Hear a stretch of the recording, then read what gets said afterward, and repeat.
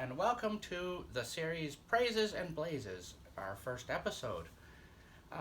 If anyone watched the introductory video, if we posted the introductory video, you'd know what this one was. But basically, it's where we review the various bits and pieces of technology that we all have to deal with, especially now in the time of COVID when you're sitting at home doing all your home reno projects.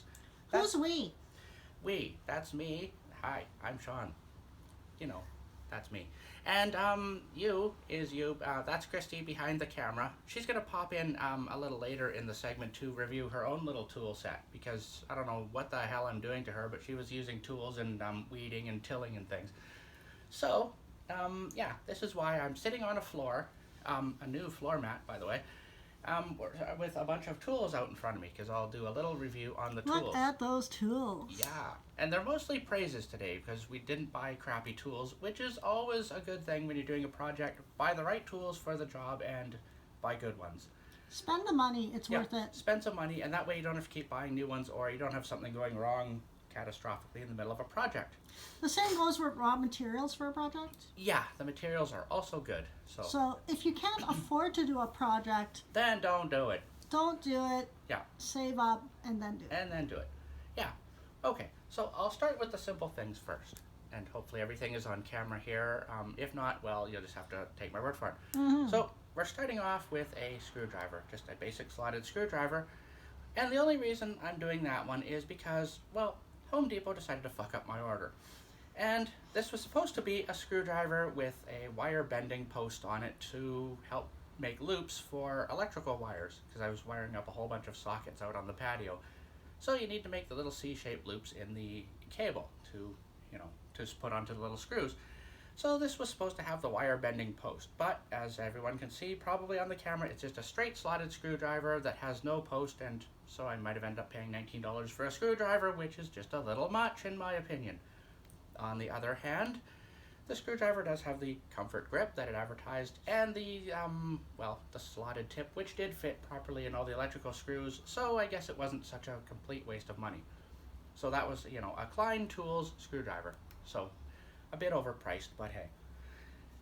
But fortunately, the next tool that I will review actually kind of saved the project because it could do the little wire bending loops. And this one is a Klein Tools wire stripper and cutter for Canadian NMD90 cable, which is the standard electrical cable that you use to hook up outlets and switches and all the electrical things. And this one, if you open it up, it actually has the stripper for the cable for the 12 gauge and the 14 gauge cable for the 2 conductor plus ground cables. If you had a 3 conductor, I don't think this would work. And it also has the strippers for the individual conductors in the cable and a cutter, and this thing does exactly what it says, and it also shuts and you can close it. And when it has a clip to keep the thing shut from springing around and being annoying. But when it's open, you can put the little wire in the needle nose plier end and actually bend it to do the wire loops that I needed to do, that I was hoping the screwdriver would do. So this thing actually was the only one I really needed. So this is a tool that it does exactly what it says on the package. It's good for that particular electrical cable, and on the other hand, and it also says it can cut number 6 and number 8 screws. I didn't actually have a chance to do that, but I want to. Be fun to see if I could shear off screws and without damaging things. But, so this one does exactly what it's for. It's only probably good for electrical cable, though it wouldn't be good for, let's say, little electronic projects or much else. But when you need to do household wiring, that's actually a good tool to use. And I think Christy is trying to get around to the front of the camera so she can do her review later. I hear her skulking around in the background. And the next tool we have here is a big drill. When you have to drill holes or put in screws, you want a nice, good power drill. And this one is, this is it. It's a Milwaukee Tools Tradesman's drill. I forget the exact model number, but it was a very good buy because I wanted a drill that would, I wanted something with a cord so I wouldn't run out of power. Because the cordless drills all have a really bad habit of working for a little bit and then either having not enough torque or power, or you run out of charge just when you need the thing the most. But this one plugs in. It's got a nice long sturdy power cable, and it has a keyless chuck, so you know you don't have to worry about looking for the little chuck key to put the bits in. And it's powerful. You know, it has variable speed, so you can start off low, and it goes up high, and then you go all the way to here.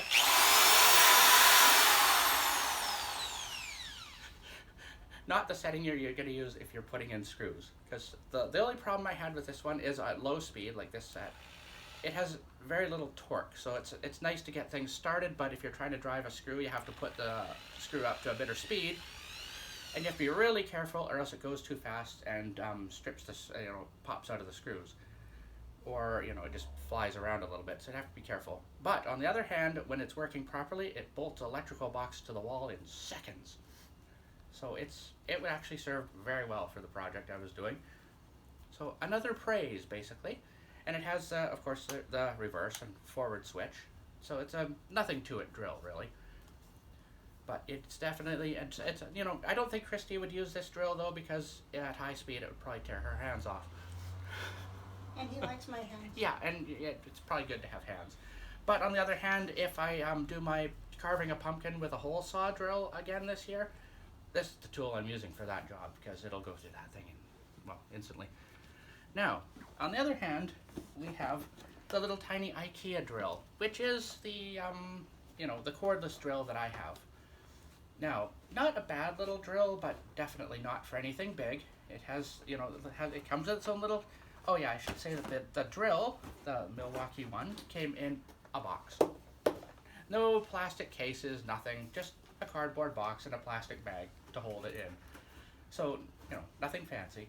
Whereas the IKEA drill here, which we got for free, so it was... it was a gift from one of my students. It was, actually, yes. One of Christy's students was like, here, we're Actually, getting a rid of couple. things. They were going back to Brazil and They didn't want to take it back. need that. But apparently it only cost $12 at IKEA, and it is for putting together IKEA furniture. And you can tell that because, well, it comes in a little case, it's a nice little consumer drill, the charger sits in here, and the drill, and then it has the screwdriver bit box. And you can tell it's IKEA because the only bits it has are slotted bits, some hex bits, and some Phillips bits. And it says IKEA on the box. That too. But, so there's no, you don't have any actual Robertson bits, which is a bit of a problem. And it has two tiny little drill bits in the case and the little, bit holder. And then there's the drill itself. Not a bad drill for $12. It's like, it has variable speed, and it goes only up to this. So it's a nice little screw driving drill if you want to have control, and it has a variable torque dial, which is kind of unusual for a drill like this. And the keyless chuck, of course. They all seem to do that now. And it also seems to have the safety feature. If it can't turn something, it actually has the easy to turn the motor off rather than trying to strip itself. So it actually works, but it didn't quite have enough power to do wood screws that I needed it to do for some of these other projects. But it's still praise? Yes, it's still praised, and and the case is really cheap. As you can see, it's held together with duct tape on the top because it cracked. But for $12, you really can't go wrong with that. You didn't even...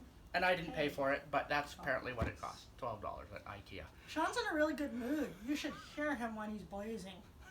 Those are other reviews, that we can do that.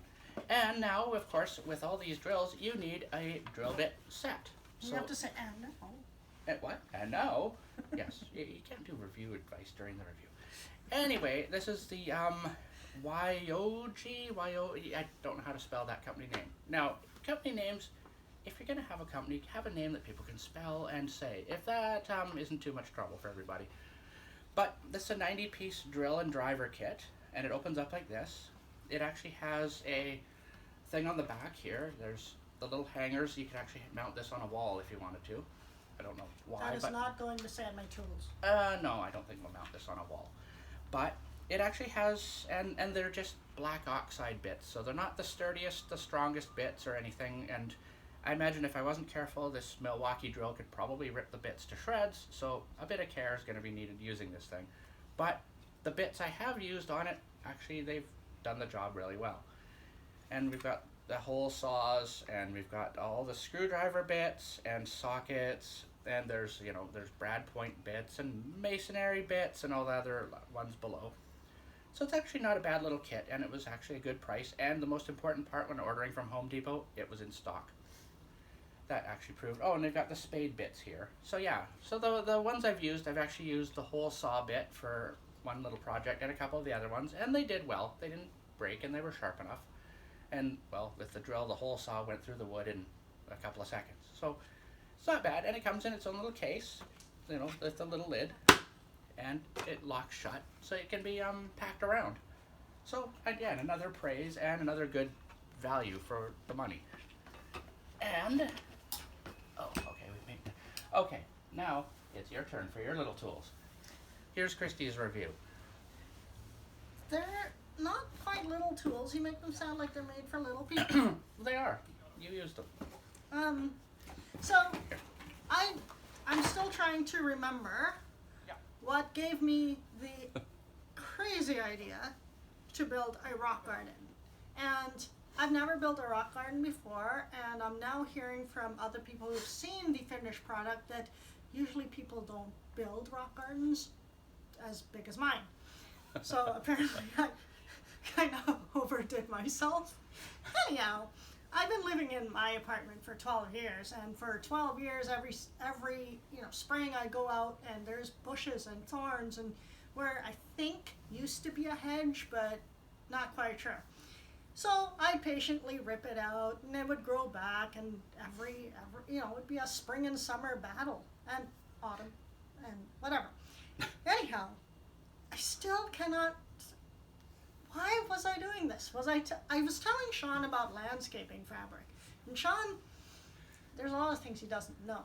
He knows a lot, but sometimes there's things he doesn't know. So I was telling him that there's this thing called landscaping fabric that you can put down, and it's a weed barrier, so no light gets in, and it actually prevents weeds from growing. And he's like, hey, why didn't you get some for the what are we calling it, a hedge for my garden, for my patio? I don't even think whatever. I suggested it. You just told me. I'm like, oh, that's interesting.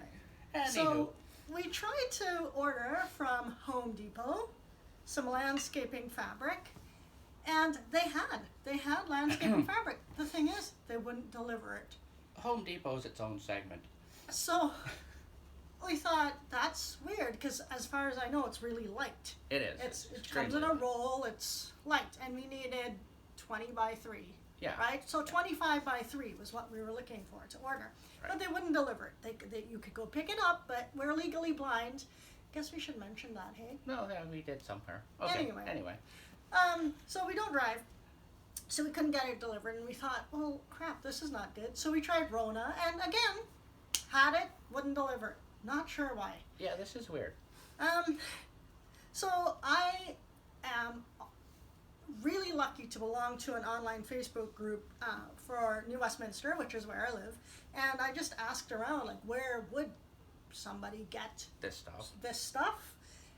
Or, does anybody have any to spare? And lo and behold, somebody had 25 feet by 3 feet to spare and dropped it off for us. So then I think, well, I guess that was the start of it. I had to build this thing because I had a rock garden. You had the fabric.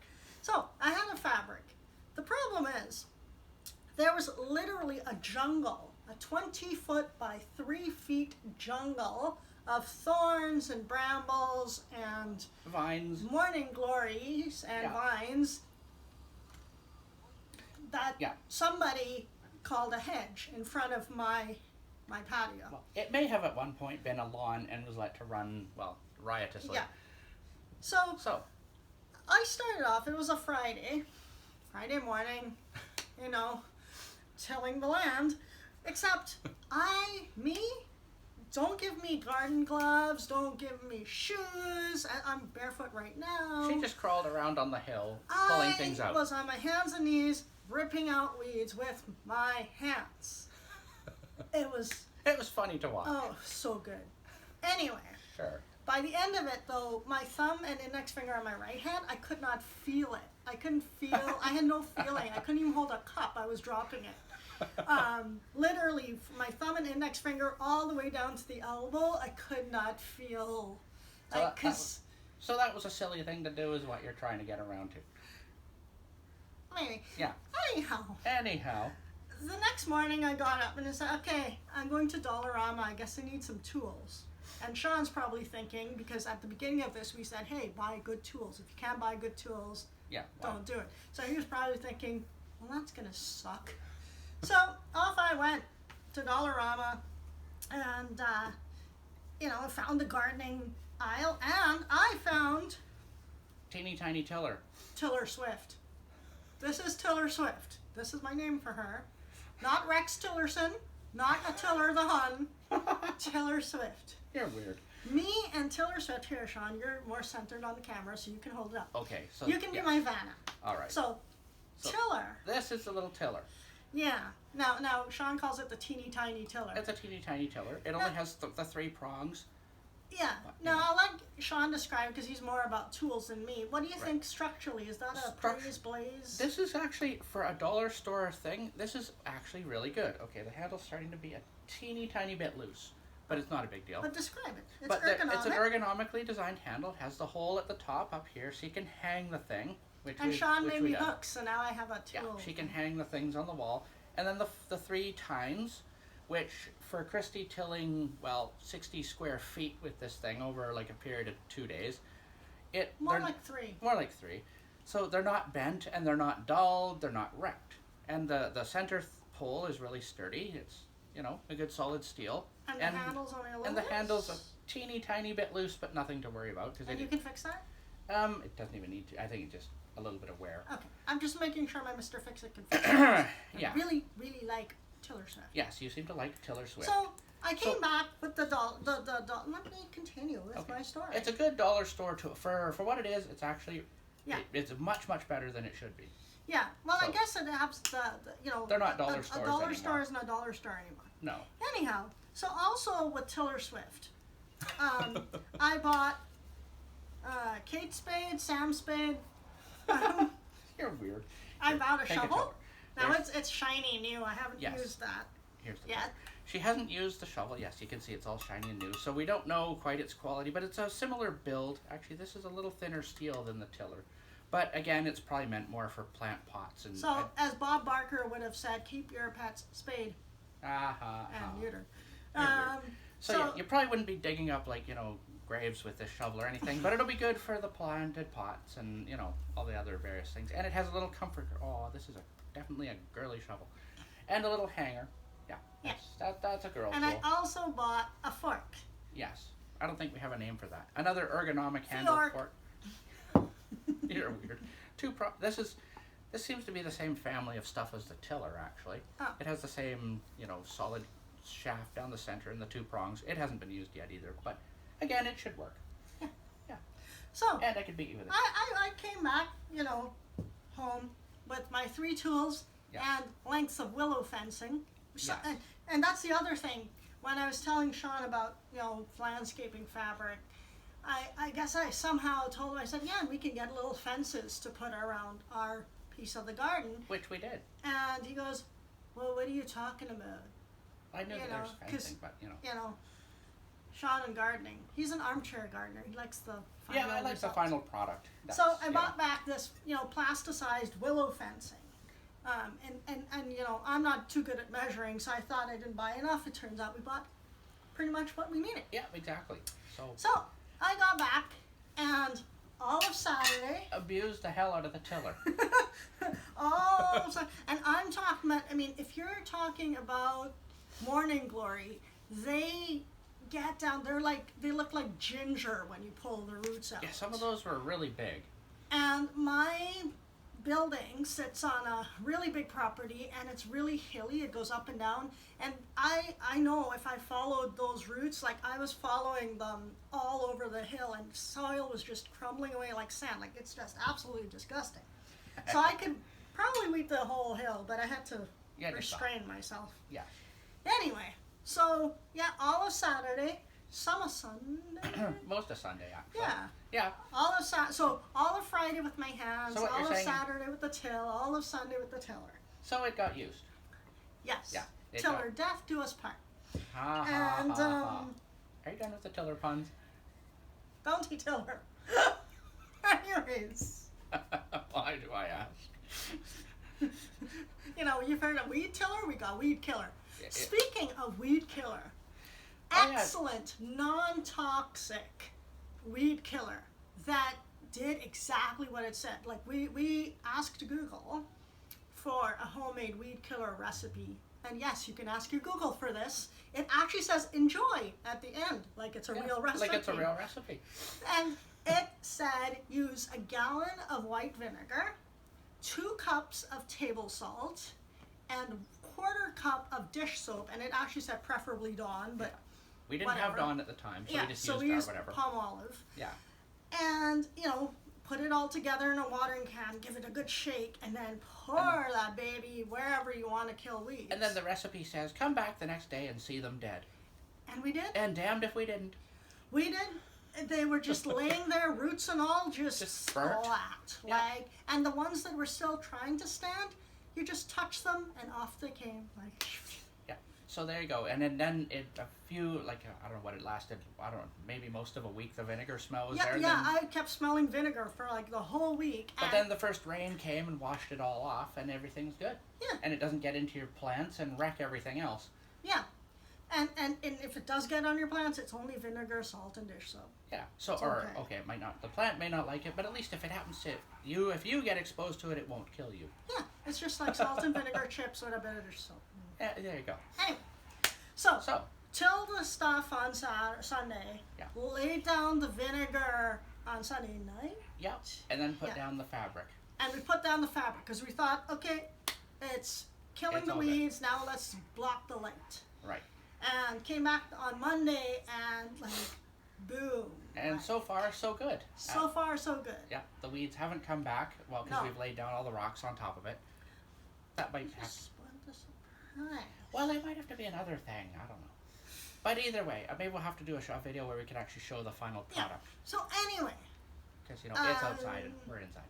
We will take you to the rock garden at another point. Yeah.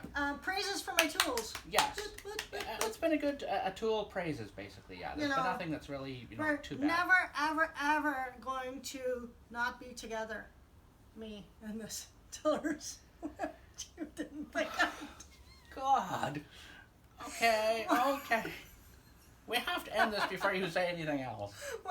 When I said forever and always. Oh, God. Stay. I think I'll run over here. Yes. And I said you should stay. Thanks for watching our Praises and Blazes episode 1. I don't know what this has been. Why am I'm now behind the camera. This doesn't usually happen. But, okay. So that was, this wraps up episode 1 of our Blazes and Blazes. Yeah. I promise we'll get to other blazes in other episodes, but we started off with a good one. We won't be laughing, so this is the light-hearted one. Yeah, and that. Because, God, when Sean gets mad, he gets mad. So let's take the laughter right now. I'm not putting you on camera again. All right. Weed now? Yeah, you want to do... Yeah, she wants to use the tiller some more, because there's always more weeds out in the garden around the fence. So, that's, yeah. So, any exit lines for the show? No, I can't think of any. Buy good tools. Oh, and if you get any soil on your tiller, shake it off. Shake it off. Shake it off. Oh. On that note, we'll say see you in the next episode. Bye. Bye.